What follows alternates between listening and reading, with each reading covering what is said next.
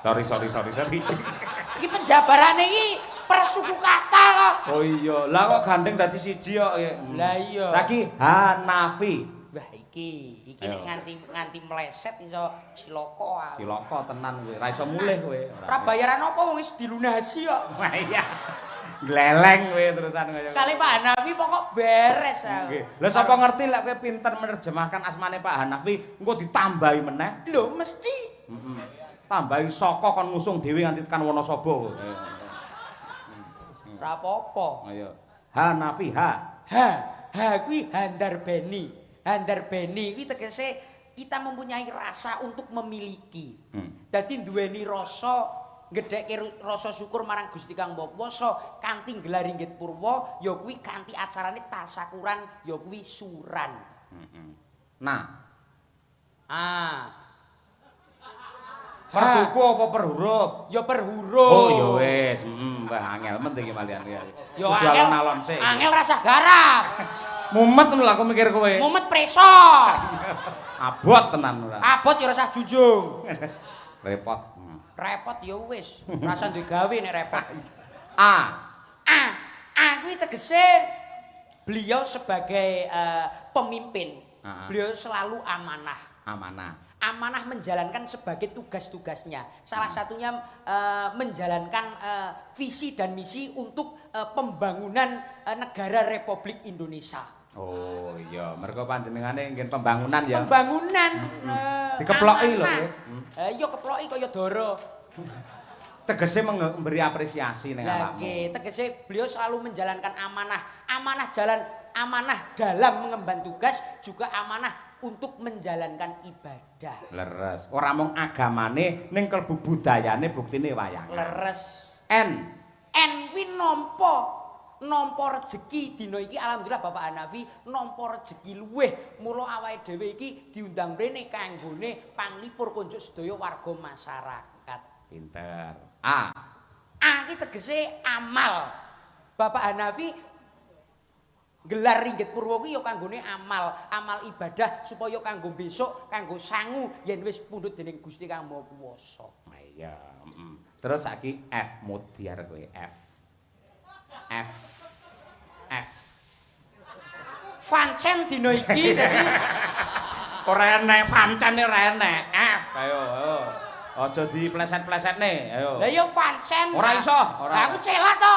Ora entuk ngangge celat. F yo F ora. F ki tegese filosofi, Pak. Waduh. Filosofine piye? Iki beliau sebagai pemimpin. Sebagai pemimpin keluarga, juga sebagai pemimpin PT Puja Perkasa. Beliau menerapkan filosofi. Niki ora kok ateges sarum niki mboten. Beliau menerapkan filosofi alat kelamin laki-laki. Hubungan kok iso? Aja saru lho. Niki mboten ateges saru Pak Hanafi nggih. Niki nun sewu iki sebagai filosofi. Ana kuwi ana telu. Piye? Siji, nadyan delik panggonane ning akan tampil tegang dan tegas saat dibutuhkan. Oh iya. Loro, menyerang lawan tidak dengan kekerasan tapi dengan kelembutan. Wah. Tegese menyerang lawan apa? Menyerang lawan antar CV. Sokolo ki kadang CV kono kaya ngene, CV kene kaya ngene. Piye Pak Hanafi mempertahankan kualitas CV PT Jaya Perkasa. Puja Perkasa. Iya, oke. Elak. Ngono lho. Wis telu ki mau. Ping telune, jika sudah mencapai klimaks akan mengecilkan diri, tidak membesarkan diri. Ora sombong. Tegese ora sombong. Katitik bisa Bapak Haji Hanafi bisa melekat menyatu dengan masyarakat. Tepuk tangan kunjuk Bapak Hanafi. Iya. Apik, Jas. Urung rampung Ini buktinya. Ini. Lah nek mayarmen ora. Lho, iki dijabarke apa ngono lho. Lho, iki ya surasane neko-neko. Iki buktine. Buktine Bapak Hanafi selalu menggelar Ringgit Purwa sebagai wujud tanda rasa syukur tur karo ya aweh rezeki karo sampeyan. Ya awakmu barang. Oh. Tatin barang. Oh, ya tin. Ora rampung teko semono. Pak Hanafi tidak akan sukses ketika tidak didukung istri yang setia dan taat dengan doanya. Nenggih Ibu Maimunah. Apakah Maimunah? Oke. Oke piye? Ayo. Maimunah. Ayo. Ma iki tegese maju. Maju kok maju apa kok? Maju pikirane, Pak. Oh iya. Nek ora tetek-tetek ditinggal Pak Hanafi tugas, ditinggal keluargane tugas. Ning beliau selalu maju, maju pikirane mergo apa? Beliau sebagai ibu rumah tangga, najan ditinggal ning ndi tetep setia kepada Bapak Hanafi. Wah, cocok. I. Im. Oh im, oh iya. Maim Munah. Oh iya. M-e double malian. Lah iya to ya. Oh iya wis, manut awakmu wis. Im iki tegese imbang.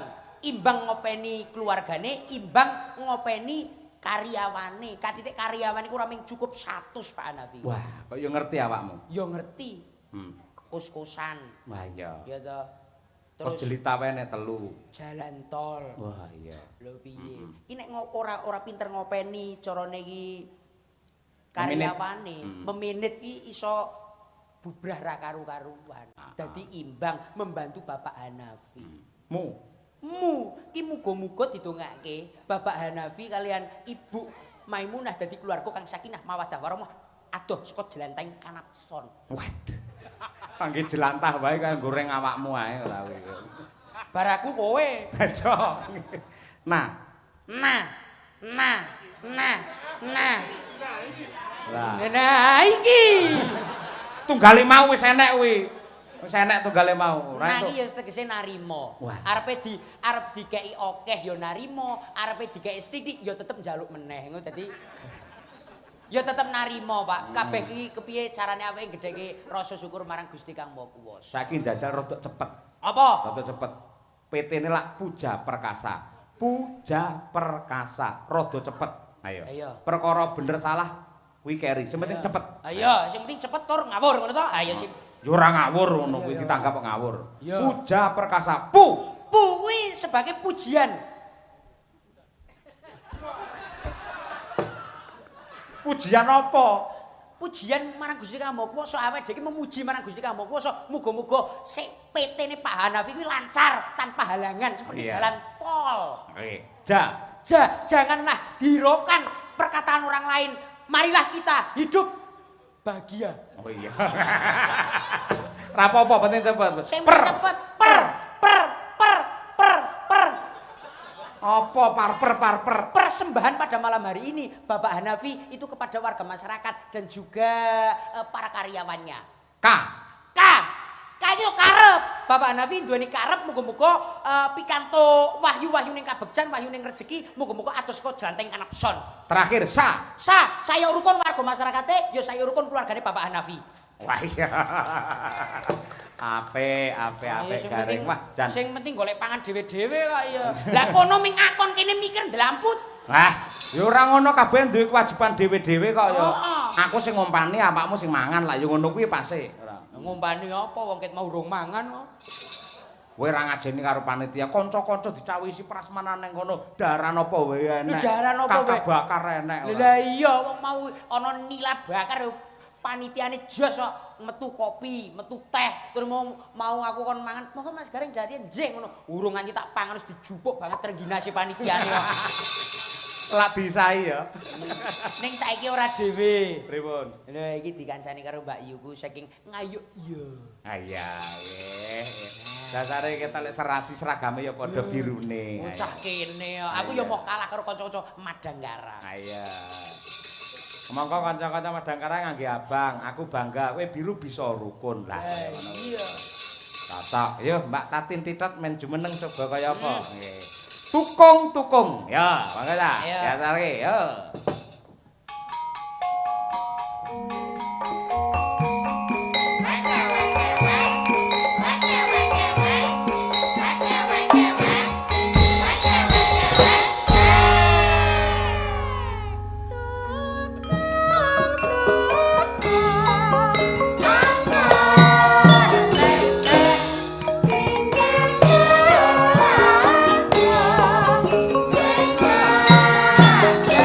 Jangan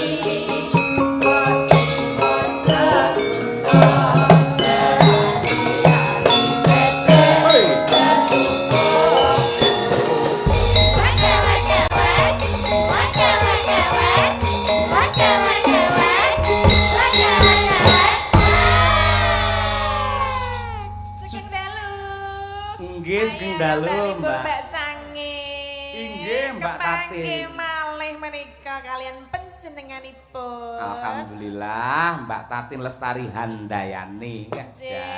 Jan tambah umur, tambah cantik, tambah seger, tambah sumunar, ngemu cahya ingkang ngedap-ngedapi. Nganti entek. Nganti entek. Napasmu nganti entek lho. Ngelem karo awakmu nganti koyo ngono. Lah biasane wong ngece jare wetenge kaya apa? Apa? Mau wetengku kaya apa? Lho nyatane yo anu pas ngono yo pas. Ngalah nek nang mau tak durunge. Sterek. Sterek. Senengane ngapa ngono lho, mbok rasa ngunek-unekke sik ngono lho. Ngunekne apa to? Nek jenenge wong sengit ki ndulit lho. Apa maksudnya? Nek jenenge wong ki ngunek-unekke apa membicarakan tentang kejelekannya itu lama-lama menjadi suka. Sing ngomong sapa? Ya kuwi jenenge carane ki nek wong Jawa ki pepatah mengatakan seperti itu. Wong sengit kuwi ndulit. Ya urung karuan. Kok Kowe karo telek sengit ora? Ya sengit. Ha ya masa terus kowe sengit karo telek kok dulit ngono kuwi ora mungkin to. Dadi jenis sengit urung karuan nek dulit ngono kuwi. Piye ta iki? Nek wong gedeng kuwi bakale nyanding ngono barang kae lho. Ya ora bakal gedeng kok nyanding. Jeneng gedeng ya gedeng ra dijak omong didoyo kok nyanding. Ya suatu saat iso ngono kuwi jenenge wong sengit dulit, wong gedeng kuwi nyanding, ora padake telek. Lah kok omongane telek ngopo? Lah mau kok dipadake telek? Nek sengit karo telek apa ora? Hah? Sengit karo telek apa ora? Ya sengit. Nek sengit gak tau didulit ngono mau? Lah kowe iki lho nun sewu iki suran ngopo ngomongane telek? Loh, sing ngarai jenengan kok. Lah kowe berarti apa karo telek? Teleke sapi jenenge apa? Letong. Lah dalah, telek wedhus. Ngono aku jenenge intil. Lah jenenge intil. Lek teleke pitik. Lencong. Lah iki sinden kondang pikirane telek tok kowe iki. Iki jane kepiye ta? Wong aku ya ditangleti lho. Lah nyatane yo to reng, telek kabeh to reng iki reng. Iki wae cerdas kok mong ngerteke puja perkasa yo pinter tenan kok. Yo. Pinter. Ngomongke kok telek. Lah apa? Paling ora iki ngomongke Bapak Hanafi piye carane ben iso awake dhewe bisa menghibur Pak Hanafi. Muga-muga sehat selalu. Menika samparipun. Ya nek kuwi kan jelas. Nek kan iki lagi omong-omongan karo dalange rong sida-sida kok wis andang diunekke ngono lho. Aku kan nek yo aku dandan cantik kaya ngene kok diunekke wetenge blendong apa kuwi mau Ya jenenge. dibales sono. Lah piye? Lho, lah mangane jenengan weteng karo manuk gathuk ngono ayo. Yo diunekke. Omongan apa kuwi iso? Ayo diunekke. Maksudnya manuk ndi? Kuwi sajen ki ana manuke iki. Rene sajene ning kene. Mau jare Lah mau nyatane ana ndoke barang kuwi sajen. Lah kuwi ana manuke kuwi. Endi? endi aku mbok delok. Aku mbok delok ndoke. Heh? Endi ndok? Ah, sesuk ae. Kok isa-isane. Nggih menika nderek sowan wonten apa ki jenenge? Kelurahan Pedalangan. Nggih menika kanun nderek sowan wonten Pak Hanafi nggih. Menika nderek remen saged sowan wonten mriki nggih Pak. Kula nuwun. Dulu pernah kepanggih waktu di sana dan Demak. nggih Kalih Pak Seno lho. Nggih, sampe nika kepanggih malih wonten mriki. Nderek ndedonga mugi sedaya keluarga Pak Hanafi pinaringan sehat, rahayu, wilujeng lancar rezekine nggih. Amin Allahumma amin. Amin ya rabbal alamin. Sosok kaya Pak Hanafi iki sing dinteni karo para seniman lan warga masyarakat. Beliau sangat peduli terhadap lestarinya budaya. Mula jenengan kabeh kudu marem, kudu seneng lan bersyukur iso diangkat derajatmu karo Bapak Haji Hanafi. Ya seneng no wong tanggapan kok ora seneng. Lah iya Nggih, mula. alhamdulillah Ya lantaran alhamdulillah moga-moga Pak Hanafi sehat selalu pun paringi kawilujengan keh rezeki panjang yuswa. Amin. Dalah sak putrah kula warga. Nggih. Amin Allahumma amin, Lah Mas. iya mula kuwi. Lah men rena penggali Bapak Hanafi lan sedaya para warga saiki nembang. Oke. Mbak Tati nembang ya kuwi pangkur Pak Hanafi. Wih, sekedap sik iki penting banget iki. Kowe diwaca. Saking Bapak Haji Hanafi. Mohon lagu Podang Kuning Gubuk Asmara sesideman mati urip karo kowe. Oke. Lumayan iki matur nuwun Pak. Nuwun sewu kula buka. Alhamdulillah. Kandele. Jiro lupat mo 6 7 8 9 10 cunduk laris. Lumayan nggih khas Madangkara. Sik. Iki niki ingkang nembang sinten Pak Hanafi? Mbak Tatin Oje niku kalian kula, Pak. Sing nembang jenengan. Nggih. Sing nabuhi Madangkara ta Pak nggih? Madangkara berarti khas Madangkara. Pak, Pak Hanafi sing joget sinten, Pak? Gareng oh iya, berarti karo Gareng Kitut. Ora usah dijogeti sing joget pen wayang iki ae. Ono joget ono dhewe. Oh alah ya wis. Niki minangkani pamundutan Nyo langsung. tak yang dikira nyo, kadang nama awakmu ki lak 1 juta to. Nggih. Iki kudu adil, 500 nggih Madangkara, 500 nggih kowe. Nah, Ya to. Yakin? Engko perkara kok dem karo Gareng monggo. Sah ya, sepakat ya. Endi wong urung kok sah? Lah iya aja nagih lek sepakat sik no. Heh? Sepakat sik ya. Sepakat. Wis sepakat sik kene. Sepakat sik mergo kuwi kondang sinden anggar ngerti dhuwit kaya kotak amal marai. Lah ya jenengan butuh duit apa ora? Ya butuh. Lah ya mulane butuh iki ning Ini aja ndridis ngono kuwi. ora 500. dadi awake dhewe iki semun mundur. ngapa? Kene bakilke aku. Lah ngopo? Bangane do dur-duran dhuwit. Ora iso. Kowe iki Wah, wah, ana jatahe dhewe. Pak, aku iki dadi nek koyo yo Pak aku ngono iki lho Pak Hanafi iki. Pak Haji menika matur sangat. Kula nek ngeten iki lak dadi penak Pak Asu iki. Dadi penak iki piye? Kanca-kanca. Pak Hanafi matur suwun nggih Pak Hanafi nggih. nggih. Lah iki ndi lah ninggal iki duwite iki.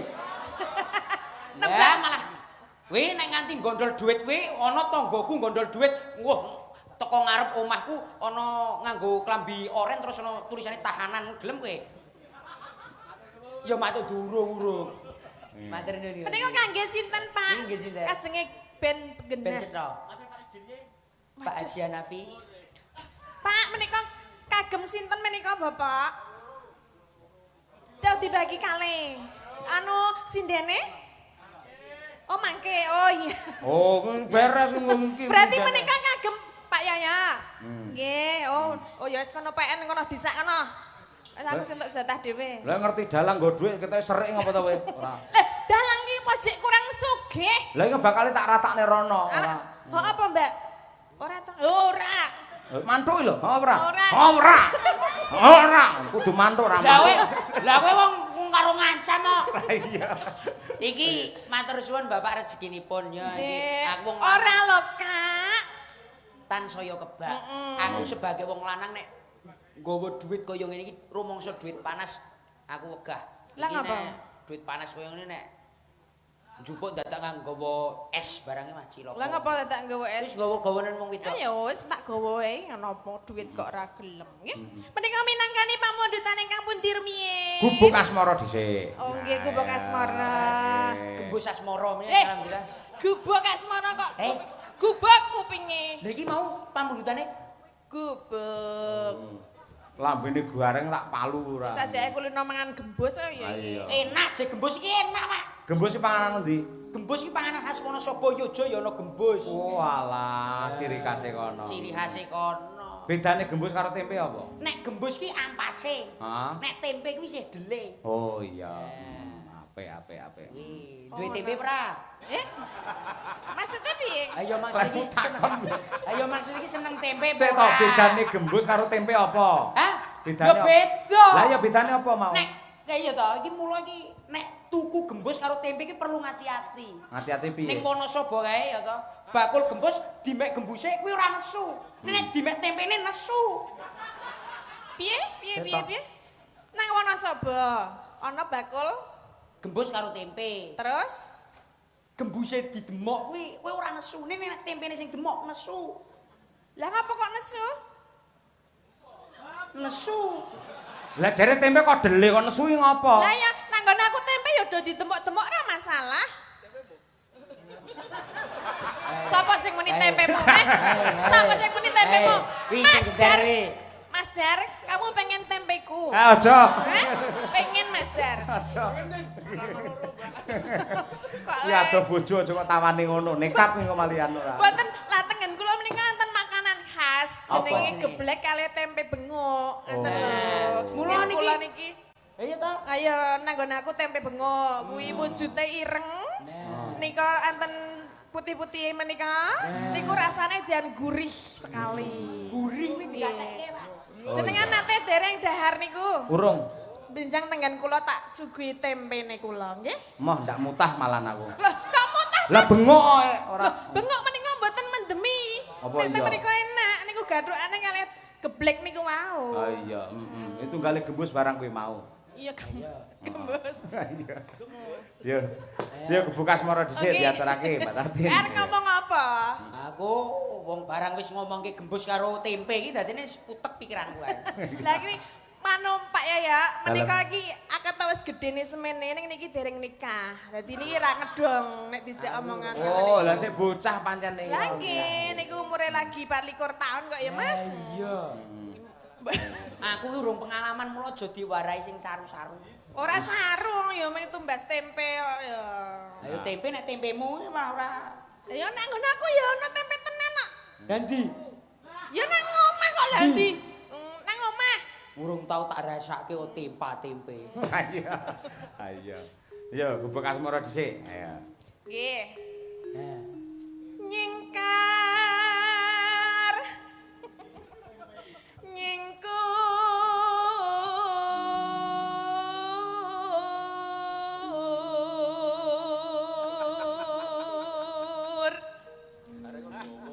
Wiwi nane nyingkar nyingkur.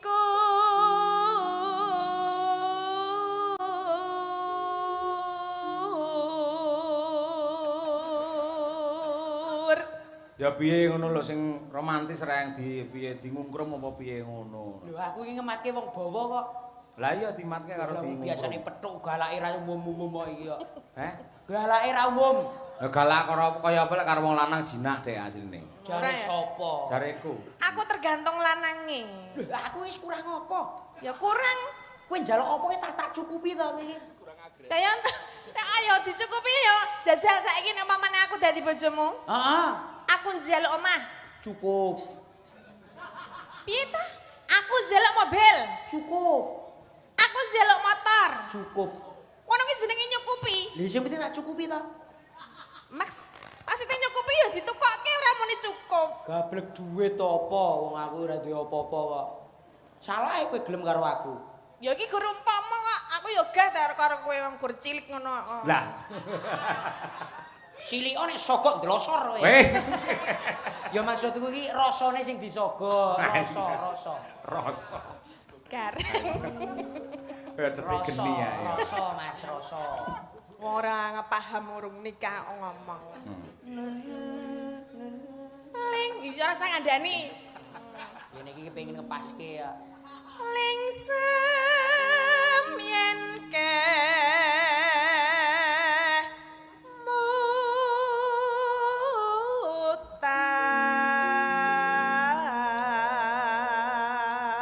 mutan lelampahan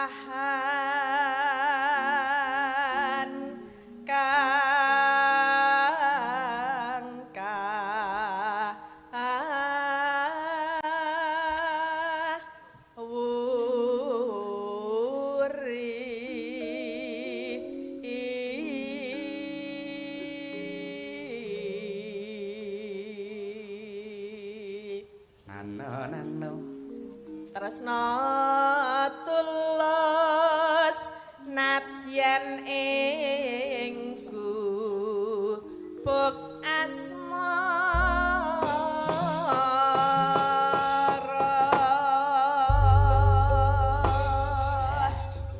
Gubuk asmara Pak Hanafi nggih. Nggih. Monggo Mbak sisan diaturake. Yuk, gubuk asmara katur Bapak Haji Hanafi. Sugeng laras Bapak. Yen liwat aku kelingan kebek kae biyen tak keleren nang cagak kabak tulisan warna abang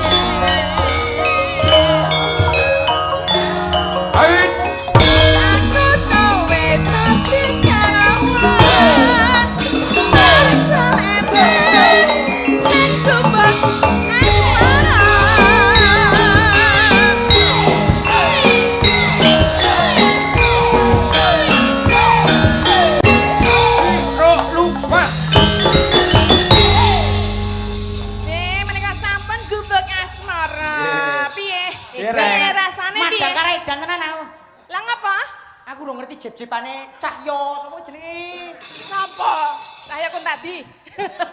Noval Cahyo. Iya, Noval Cahyadi. Noval Cahyadi ya. Mula Serawunga. Sing jenenge dagelan kudu update, ngerti wah jam-jaman anyar ngene-ngene iki ngono kuwi. Ya ya. Ding ding ding ding ding ding. Aku kaget. Saya dipasne baleni sing kere dhewe, Mbak. Kere dhewe. Ya curah leweng. Iki ben ngepaske. Oh iya. Kaget aku Mas. Jajal ya. Jajal sik, yo sing kompak, sing apik. Catatan sajroning ati. Catatan lentur. Sayang marang ati.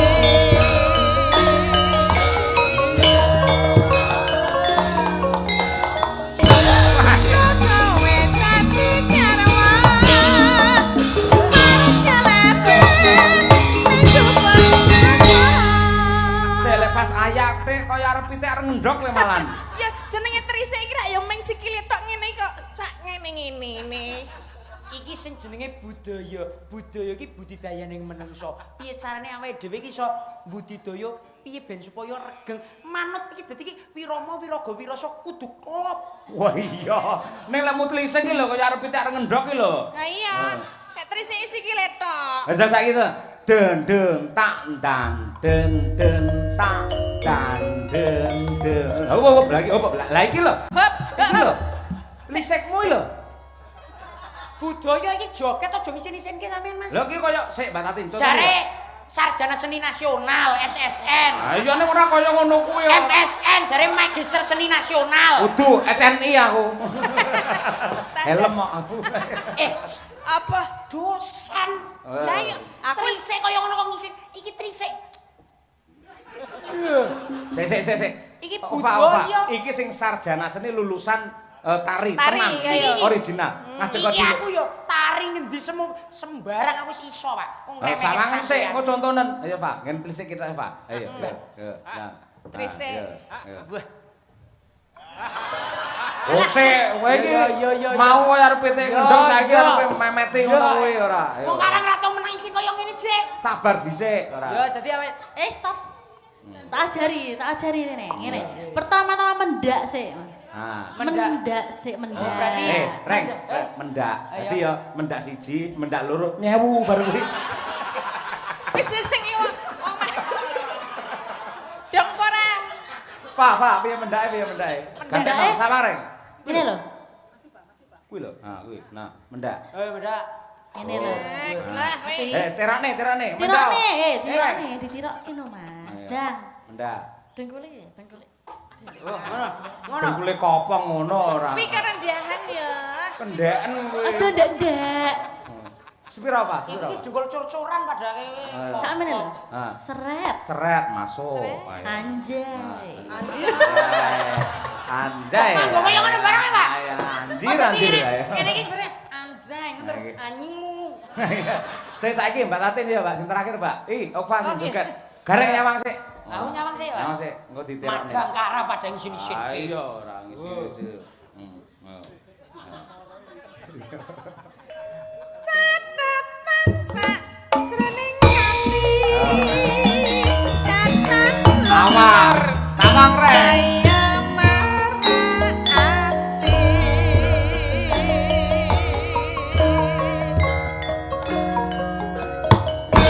Aku Oh. Modar selentak jaran kowe ora. Ayo. ngono kuwi. Yo, ngono kuwi. Terokne. Katanya kaya jaran wedok kowe ya. Dadi Ayo. gerigingan. Apa jaran rek sing kaya ngono kuwi? Lah wong jarane ngene to. Nek gerigingan awe. Kuwi apa jaran Lani kowe? ora. Sip, iki jenenge sapa, Pak? Hah? Jenenge sapa? Ova. Sip, seni tari iki. Ha sini tari.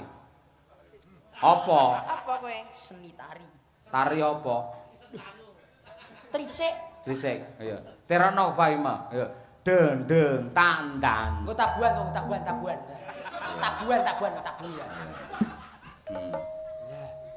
Aku baleni terus iki. Yo terus tekan kok. Nanti saisane iki. Mbok sapa iki lek ora iso baleni. Paling apik baleni saka talu wae apike. Aja.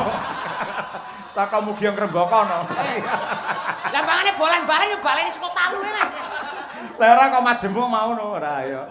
Kok iso mau ya. Cak kene ya. Ora ya. Ya Pak, ayo.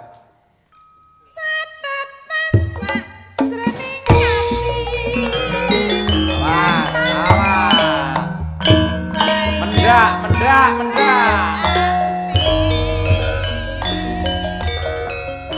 Urung. Hop, sik. Iki tak nyepelekke karo Ova to. Iki penari tenan lho. Jajal apa Nek saiki? trise nek